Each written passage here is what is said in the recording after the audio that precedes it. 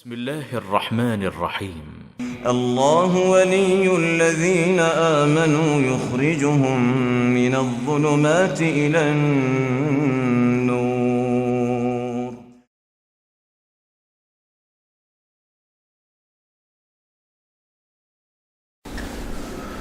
بسم اللہ الرحمن الرحیم نحمدہ ونصلی علی رسولہ الکریم اما بعد معزز ناظرین کرام السلام علیکم ورحمۃ اللہ وبرکاتہ۔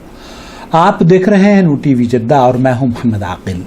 وائس میسج کے ذریعے سوال پیش کیا گیا ہے واٹس ایپ پر، آپ بھی اگر اپنا سوال ہمیں بھیجنا چاہتے ہوں تو اسکرین پر دیے گئے نمبر کو نوٹ فرما لیجئے، اور ہماری تمام تفاصیل ڈسکرپشن باکس میں بھی موجود ہیں، ان کے ساتھ بھی جو مختلف ذرائع ابلاغ کے چینلز ہیں جڑ جائیے، اور ابھی تک اگر آپ نے ہمارا چینل سبسکرائب نہیں کیا ہے تو پلیز سبسکرائب کر لیجئے، بیل آئیکن بھی دبا دیجئے تاکہ ہماری تمام ویڈیوز آپ تک روزانہ پہنچتی رہیں، اور دیکھنے کے بعد انہیں پلیز دوسرے ساتھیوں سے شیئر بھی کیا کیجئے تاکہ یہ ہم سب کے لیے دین کو پھیلانے کا اور اللہ کی رضا حاصل کرنے کا سبب بن سکیں۔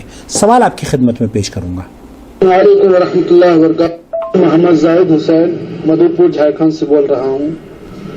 ہمارا سوال یہ ہے کہ وتر کی نماز کے بعد 2 رکعت نفل پڑھ سکتے ہیں یا نہیں؟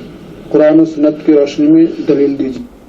وتر کی نماز کے بعد 2 رکعت نفل پڑھنا جائز ہے یا نہیں، یہ پوچھا جا رہا ہے۔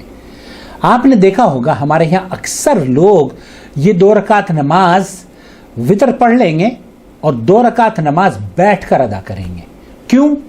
کیونکہ وہ یہ سمجھتے ہیں کہ اللہ کے رسول صلی اللہ علیہ وسلم نے ایسا عمل کیا ہے، اور ہمیشہ وہ اس 2 رکعت نماز کو اپنی عشاء کی نماز کا حصہ تصور کرتے ہیں، حالانکہ یہ عشاء کی نماز سے اس کا کوئی تعلق نہیں ہے، یہ رات کے آخری حصے میں پڑھی جانے والی نمازیں ہیں۔ بہرحال پھر بھی آپ نے جو سوال کیا ہے کہ 2 رکعت نماز پڑھی جا سکتی ہے یا نہیں، رخ کرتا ہوں سماحت شیخ محمد بن صالح العثیمین کے فتوے کی جانب، وہ اس سلسلے میں کیا رہنمائی فرما رہے ہیں۔ هذا سؤال في كتاب زاد المعاد لابن القيم، زاد المعاد ابن القیم کی جو کتاب ہے أورد الشيخ ابن القيم اس میں شیخ ابن القیم نے في معرض كلامه عن صلاة القيام ایک روایت نقل کی ہے کہ صلاۃ القیام جو تہجد کی یا تراویح کی جو نماز ہے، أن الرسول صلى الله عليه وسلم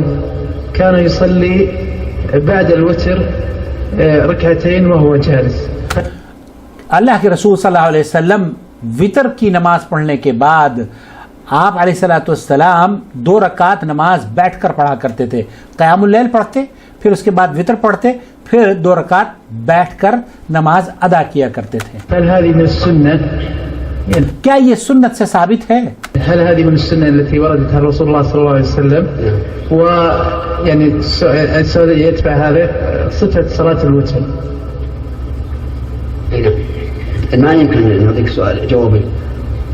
يعني على كل حال كان النبي عليه الصلاة والسلام أحيانا شیخ فرما رہے ہیں کہ علی کل حال اللہ کے رسول صلی اللہ علیہ وسلم کبھی کبھار 2 رکعت نماز وتر کے بعد بیٹھ کر پڑھا کرتے تھے، يصلي بعد الوتر 2 ركعتين جالسا. جالسا۔ فاختلف العلماء في تخريج هذا. اس 2 رکعت کے پڑھنے کے بارے میں علماء کے ہاں اختلاف پایا جاتا ہے۔ كيف يقول اجعلوا آخر صلاتكم بالليل وترا ثم اللہ کے رسول صلی اللہ علیہ وسلم نے فرمایا ہے کہ آخری جو آپ کی نماز ہے رات کی وہ وتر ہونی چاہیے، اور اس کے بعد آپ 2 رکعت پڑھا بھی کرتے تھے بیٹھ کر، يصلي بعد الوتر 2 ركعتين جالسا. بیٹھ کر 2 رکعت پڑھا کرتے فقال تھے۔ بعض العلماء نأخذ بقوله. اہل علم کا ایک گروپ جو یہ کہتا ہے کہ آپ علیہ الصلوۃ والسلام کا جو حکم ہے، آپ کا جو فرمان مبارک ہے، ہم اس پر عمل کریں گے، کیونکہ آپ نے فرمایا ہے کہ آپ آخری جو نماز ہے رات کی وہ وتر ہونی چاہیے۔ نأخذ بقول الرسول وأما فعله فهو خاص به.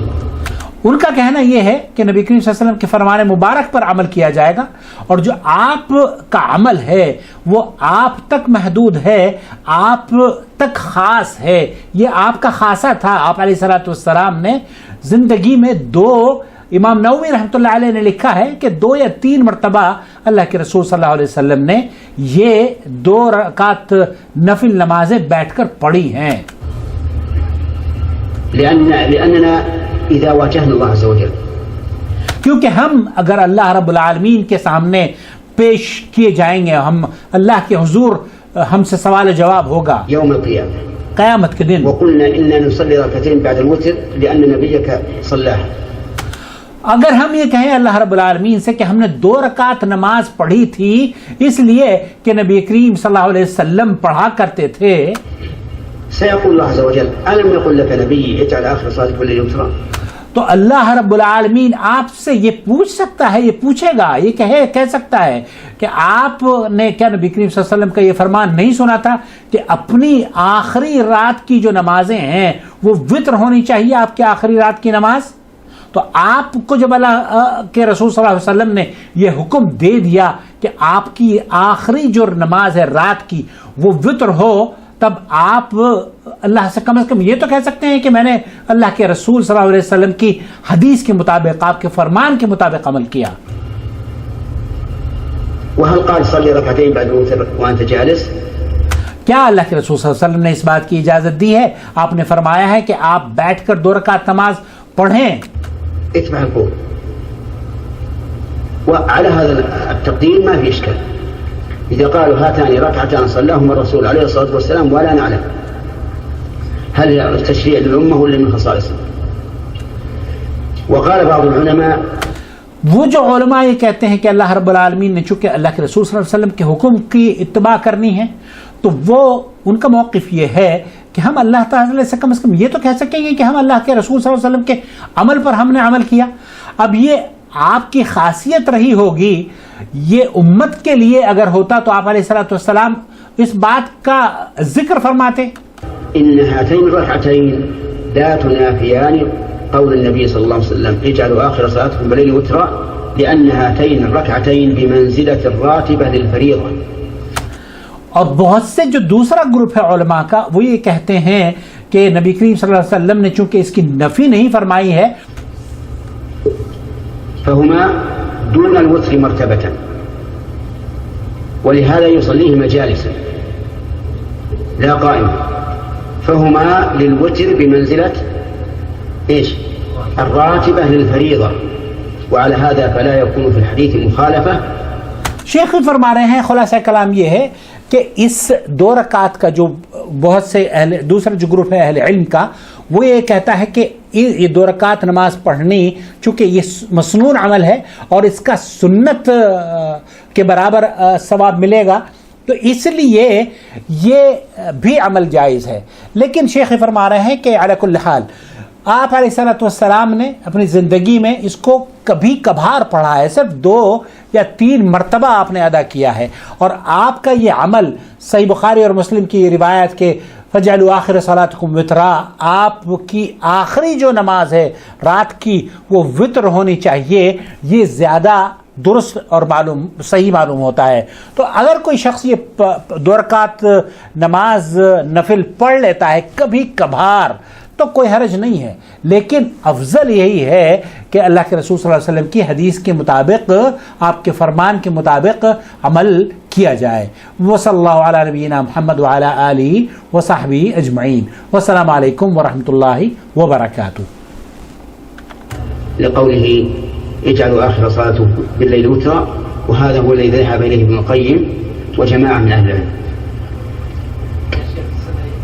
انتهى اعمل به احيانا.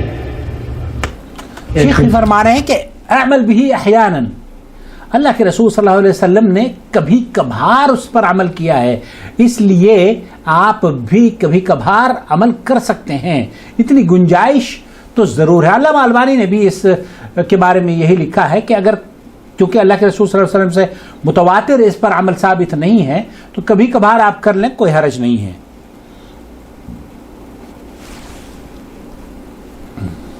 الله ولي الذين آمنوا يخرجهم من الظلمات إلى النور والذين كفروا أولياؤهم الطاغوت يخرجونهم من النور إلى الظلمات أولئك أصحاب النار هم فيها خالدون